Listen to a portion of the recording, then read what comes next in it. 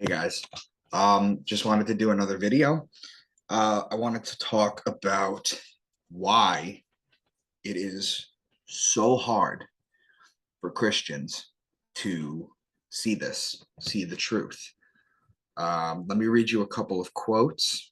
Okay. Remember how my three-part What is God series, we've discovered that we are all part of God. We are all God and we are all eternal and there is nothing to fear. Okay. So this is from Nargis Allegria. To become absolute, you have to accept that you are God, that there is only God. You have to admit that others are God too. But if your love does not stretch that far, you are blinded by your shadow. Don't complain that liberation did not happen yet. Why should freedom reveal itself to someone who refuses to embody love? When you are ready to perceive God in everything, you have opened a gate that opens the possibility of being eaten raw by the absolute. P.S. Everything you hate is God, because there is only God. Anything you think should be happening is God, because there is only God. Realize there only being God, and it will prevail first in your experience, then in the collective. Okay. Now, one of my favorite, Alan Watts. Okay, get into Alan Watts, guys. Jesus Christ knew he was God. So wake up and find out eventually who you really are. In our culture, of course, they'll say you're crazy and you're blasphemous, and they'll either put you in jail or in the nut house, which is basically much the same thing. However, if you wake up in India and tell your friends and relations, my goodness, I've just discovered that I'm God, they'll laugh and say, oh, congratulations, at last you found out. That's Alan Watts. Now, understanding that you're God, okay, changes the way that you read biblical passages. It changes the way that you understand things. Okay, in the Quran 532, okay, that is why we decreed for the children of Israel that whoever kills a soul without its being guilty of manslaughter or corruption on the earth is as though he has killed all mankind. And whoever saves a life is as though he has saved all mankind. Okay. In the book of Thomas, saying 77, Jesus said, I am the light that is above them all. I am the all. The all came forth from me, and all the attained to me. Cleave a piece of wood, I am there. Raise up a stone, and you will find me there. Realizing that everything is God. Okay. The stone is God. The wood is God. Okay. God is found there. Now, in Matthew 25:40, and the king shall answer and say unto them, verily I say to you, inasmuch as ye have done it unto one of the least of these, my brethren, you've done it unto me. Okay, so when you understand that everything is God, that we are all God, that everything is God, okay, you are truly free. You realize you're eternal, there's nothing to fear about death, and you realize that you will reconnect with all the love that you had on earth. Okay, when someone passes from earth, okay, they go on to the next plane of existence. Now some people have to come back and reincarnate because they have life lessons they still have to learn. Okay, but some people move on. Okay, and they go to different planes. Okay, string theory, and I'm going to go into quantum physics soon. I'm going to break down a couple of things that quantum physics has discovered. Okay, it says that there's 11 dimensions in string theory. Okay, we're only in the third dimension. Okay, the third dimension works on two places, literally length, width, and height. Okay, the third dimension, making it 3D. The plants are the first dimension, animals are the second dimension, humans are the third dimension. We're in the third dimension, and fourth if you include time. Time is also a dimension.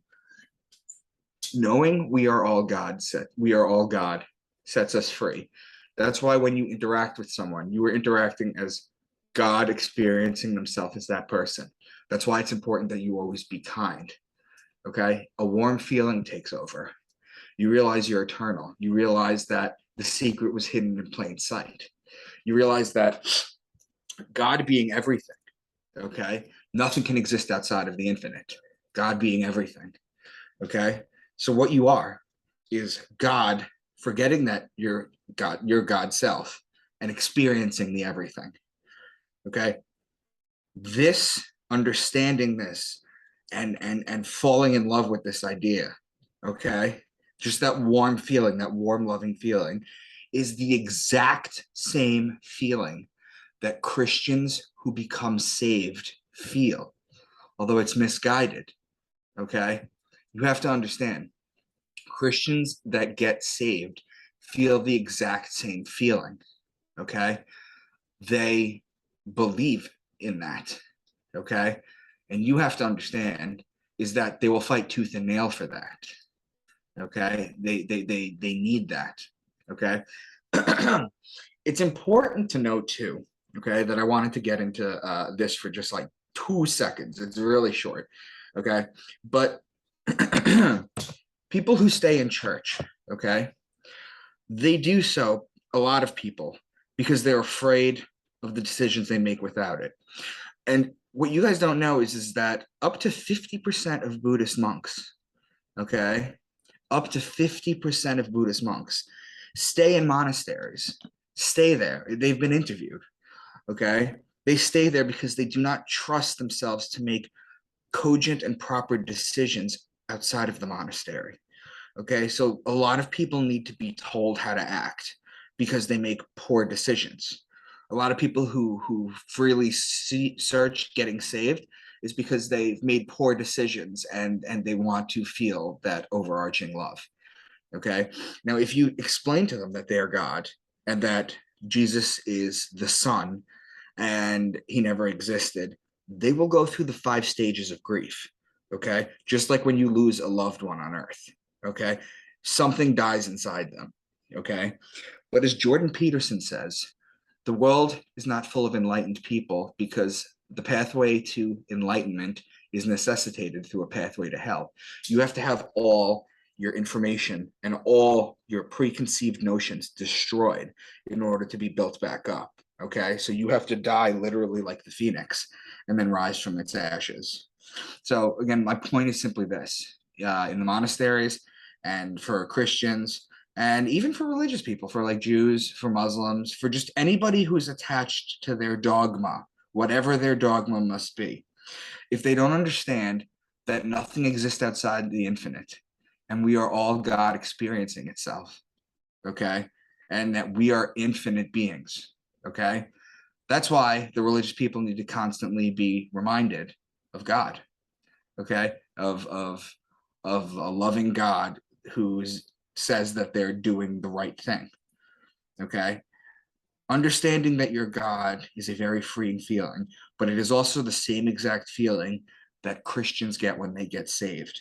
So you can only imagine how they'll just fight tooth and nail to keep that. And that's why they're so violently opposed to the kind of things that I talk about.